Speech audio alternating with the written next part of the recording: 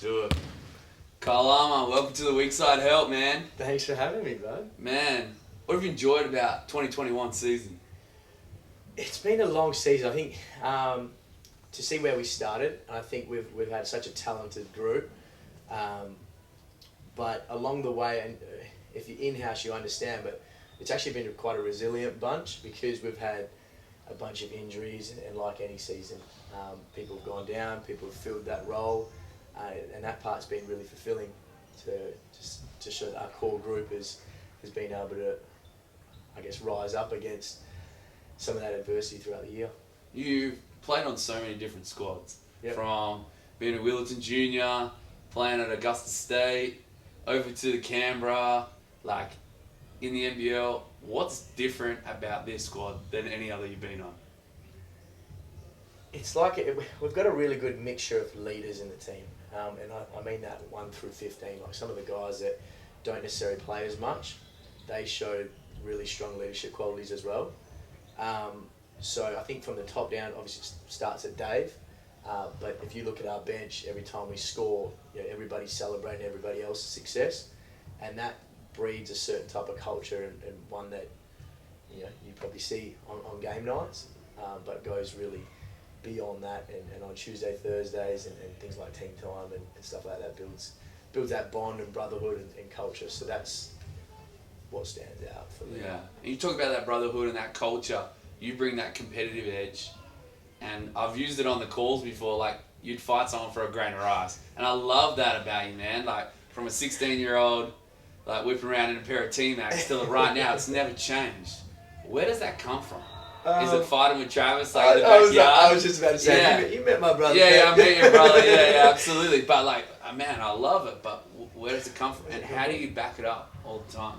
I don't know. I think growing up, obviously my brother's older and would bully me and physically beat me up in the backyard, and we'd play a lot of pickup. I'd always play against. He's 3 years older, but that was a big difference when you're 12 and 15 or 10 and 13.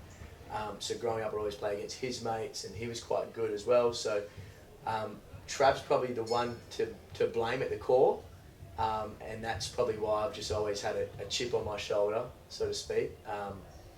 And then from there, it's just that competitive edge, being at the AAS and being in that culture, and then joining a junior college, and it's a bit of a jungle over there. Everybody's out there for themselves, so you constantly trying to, I guess, compete, and then now that I'm getting a little bit older, I think I want to hang on for as long as I can because I love the game, of course. So You talk about being a little bit older. I want to take you back to when you were a little bit younger. The names of Johnson, Dunnell, Iliadis, Perry Lake Stadium, under 18s, bottom age, nipper, Kyle Armour running around as a point guard. What would you tell Kyle Armour back then? maybe don't take it for granted, some of the opportunities. Back yourself in. Who was your coach? Joe McKay. So I've had a few really good coaches along the way. Joe McKay, Murray Tressida, Marty Clark, Alan Black, Mike Ellis, Demetris. Do you remember that squad? Beveridge. Yeah. Yeah. 16 state at Old Perry Lakes. Old Perry Lakes. Yeah. You're a bottom age. I remember. I remember running a lot of 1-4 flat. 1-4 flat, yeah. And just trying to get the ball into tree and shot pocket, similar to what I'm doing now with Jack. Yeah, unreal. Man, it's been a journey, hasn't it? For sure. Yeah. The bond between you and Coach Daniels, there's so many similarities in your competitive edge. You played the same position. Describe him in 3 words.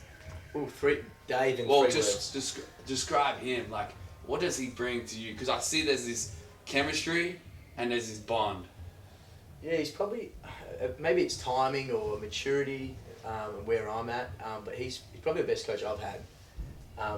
We're pretty close friends, but I think we have similar outlook in terms of life, relationships, and how to play the game. I just like the way Dave kind of backs us in, and puts a lot of trust in us, or trust in me as his point guard, and that open dialogue to bounce ideas back and forth, really approachable. But he genuinely cares about his guys. So obviously every coach wants to win and play the right way, but he cares off the court. And I think for me that it's hard. Life does it. You can't. I don't live my life in silos. Wish I could. In theory, it'd be great. But yeah, collectively, Dave just is a great fit as a coach. So, and a good guy. So. Yeah, that's awesome to hear. The court behind you, you'll be doing battle Friday night. There'll be a time. There'll be a free throw. You have your hands on your hips with that Kyle Armour smirk that we all love to see. What's running through your head out there on the court?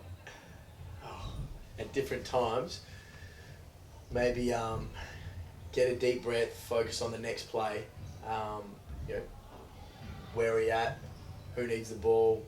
Just probably trying to take it all in while I breathe in and try to just stay focused and locked in, not go missing, and just get some air back in the lungs and try to just calm down and next play, I think. Next play. Colin, it's been an incredible journey, man. Let's finish it off with another premiership. Mate, that is the plan. Go get it. Thanks, fella. Done.